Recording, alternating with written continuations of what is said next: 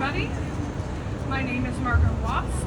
I am the Regional Director for BC People First, and I am a disability advocate, activist, and owner of Retrophiliac.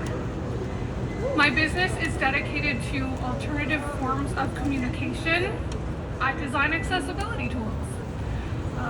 If you're interested in learning more, feel free to come up and talk to me after. I would love to tell you about the work that I do.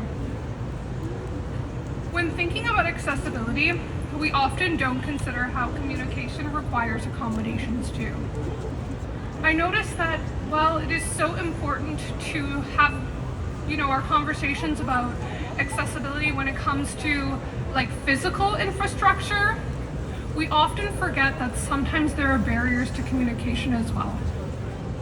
I have my own story where recently I went to my local community center and I was signing up for a fitness access pass, and the lady behind the counter and I seemed to have a really hard time communicating with each other. And I did disclose I was autistic, and she just seemed really fed up with me. And it's not an isolated incident. I think anybody who might be neurodivergent or struggle with their communication can find themselves feeling like they may be speaking another language and that they're just not being understood.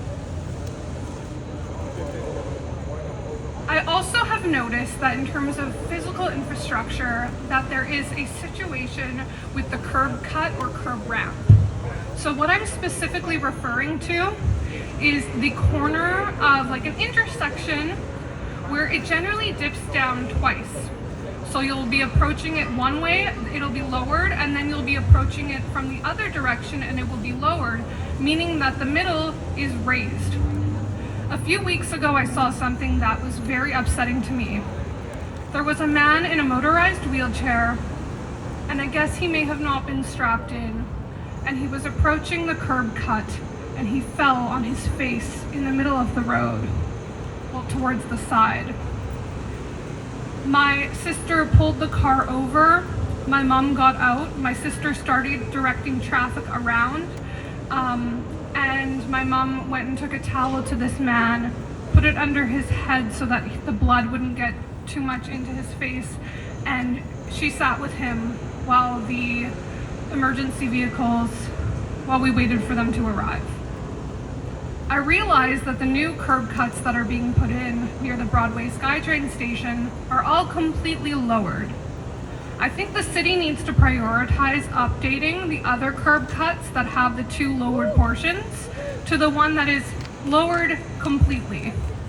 This helps everybody, not just those who may have mobility issues. And I, unfortunately, would never have noticed that problem if I didn't see something tragic happen. And I think that's a fault the city has, is that we notice so often that things do not change unless something bad happens. You'll notice that for an intersection's light patterns to change, oftentimes that takes an accident happening, and that's just absolutely unacceptable.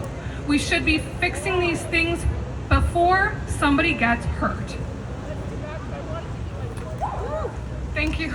Another point that I have is self-employment and the importance of that. As somebody who has a multitude of learning disabilities as well as other disabilities, being autistic, ADHD, I struggle with math, I have found that the employment that is presented to disabled people is generally being employed by somebody else. Guess what? There is not a single grant for disabled people who want to start their own business and become entrepreneurs. If it wasn't for a few grants for the arts, I would have never got my business started.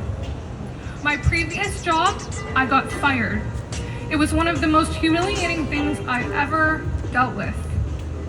I was put into a grocery section where I had to deal with being in the fridge and the freezer, and she knew I was autistic and that I provided documentation to her which would have clearly outlined my sensory sensitivities. And because they failed to accommodate me, also having me exposed to lighting that was very detrimental to myself and the disability that I have, it was not great. But as one door closed, plenty of doors opened, and I have over 200 items available. Many things that say disabled is not a bad word.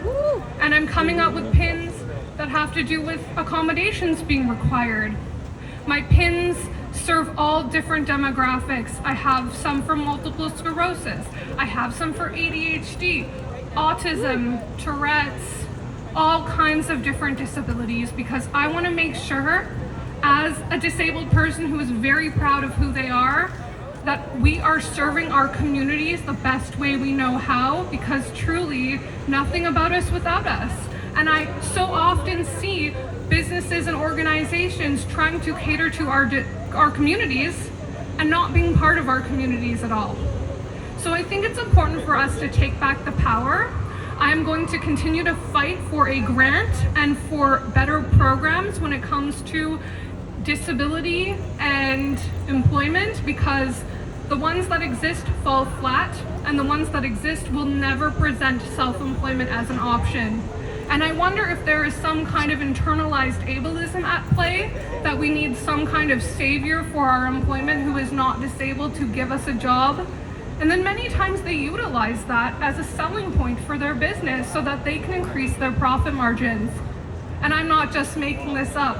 There is a prominent organization here in British Columbia that has openly admitted to utilizing disabled people in this way. Are disabled people getting paid any extra or treated any better? No, they're not. It should be illegal to have us used as a selling point, unless we are working for ourselves. Thank you so much. Woo.